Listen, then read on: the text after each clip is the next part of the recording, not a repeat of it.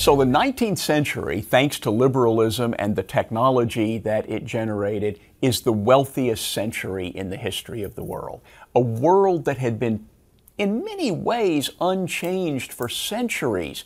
Peasants lived on farms. My Scottish ancestors in the 18th century probably lived in thatched cottages with dirt floors, and they kept warm by having the animals sleep with them in the house. Through the 19th century, this changed. People developed much more comfortable lives, the highest standard of living the world had ever known. And one of the things that happened then during the 19th century was that people forgot how hard it had been to get there. They thought, we've mastered the problem of production and consumption. John Stuart Mill suggested that the problem of production having been solved, now we can talk about how to distribute. And so people started talking about redistribution. What do people talk about when the world starts to get rich, whether it's in the 1850s or the 1950s? They start saying, why are some people poor? That's always the wrong question. The question is, why are some people rich? Poverty is the natural condition of mankind, but it's easy to forget that. And so, in the 19th century, people start saying, some people are getting really, really rich. The 1%, the robber barons, they're really rich, and some people are still poor. So why don't we start redistributing? Why don't we have the government step in, not on the side of the rich and powerful, as it did under the ancien regime, the old system, but on the side of the weak and the poor? And they got away from the ideas of liberalism. And indeed, the very word liberalism changed its meaning. Now, liberals were people who wanted government to take a more active role on behalf of what they thought genuinely was the poor and the powerless. And in some ways, this is the darkest time for the philosophy of classical liberalism or libertarianism, because the founding generation, the early John Stuart Mill, all of these people have passed from the scene. You now have people who don't remember monarchy, tyranny, who don't remember the poverty that the world was in before this era, and they think government can be used, a democratic government can be used on the side of good instead of on the side of evil. And so you start to get the progressive era, lots of new regulations, government programs. Nobody ever in the beginning thought the federal government had any authority to regulate railroads or regulate medicine or anything like that. But now we get the idea that, hey, we are the people. We're a democratic country. We can do whatever's good for the people. And so the new liberals, people like Green and Hobhouse in England, people eventually like John Dewey in the United States, Herbert Croly, start arguing for this new kind of liberalism. And the last remaining liberals at the end of the 19th century were distraught. Herbert Spencer wrote essays with titles like The New Toryism, which he considered a very bad thing. Toryism meant defending the power of the monarch, and The Coming Slavery. The Nation is regarded these days as a left-wing magazine, but it was a classical liberal magazine when it was created, and its editor in 1900, E.L. Godkin, wrote about the wonderful things that liberalism had brought to people in the 19th century, but mourned that these ideas have been forgotten, and we are doomed to a century of war and conflict before we could get back to liberalism. And he called it pretty well. The 20th century turned out to be a century of great war and conflict. A lot of times, libertarian or classical liberal ideas develop in response to some claim of power, some aggrandizement of the king's power or the government's power. Obviously, the levelers, the Dutch revolt, anti-slavery movement, the abolitionist movement, of course. And this happens again to some extent, not really in opposition to the progressive era. There's very little opposition, it seems, to what the progressives are doing, except just sort of old-fashioned institutional, the people who are going to have their money taken or whatever don't like it.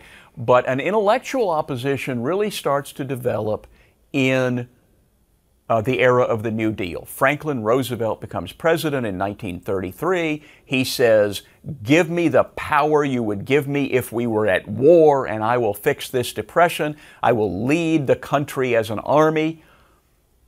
A lot of people liked that idea.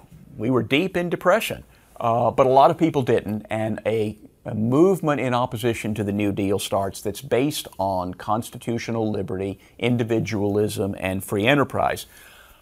Around that same time, but somewhat independently, the Austrian School of Economics is developing, first in Austria, then other places.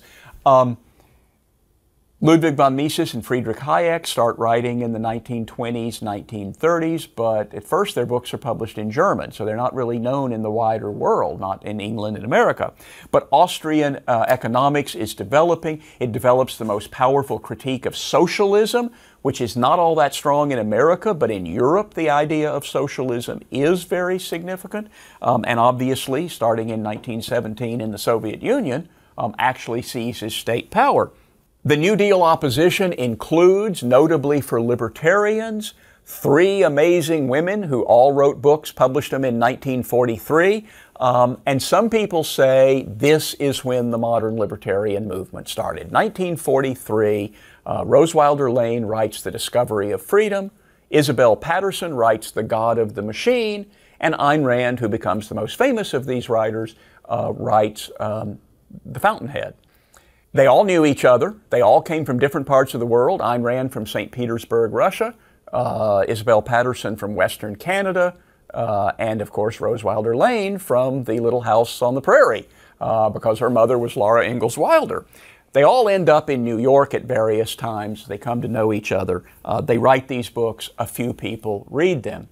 The next year, Friedrich Hayek, a future Nobel laureate in economics, writes The Road to Serfdom, his most popular and readable book. It's a big political sensation. It gets excerpted in the Reader's Digest, the country's largest magazine. Somebody publishes a cartoon version of The Road to Serfdom.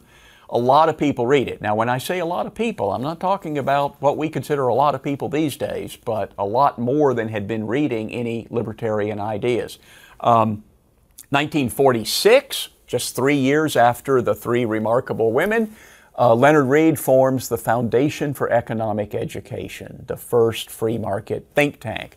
And he actually seems to be the person who started using the word libertarian to mean the ideas that we understand as modern libertarianism, because he saw that liberal could no longer be used in that way.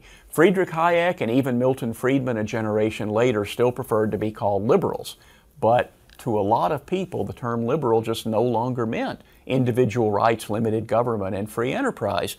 So Read started saying libertarian is the word for these ideas.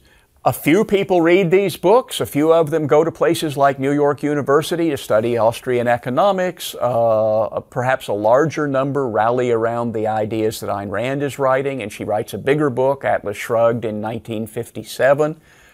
Technology was such in those days that first you had to go to the bookstore and get the book, and then you had to read it. And then if you wanted to get in touch with other objectivists, you had to put ads in magazines or something, and eventually they organized groups where people would drive for many miles to get together, sitting around a table or in a lecture hall, to listen to a lecture on tape.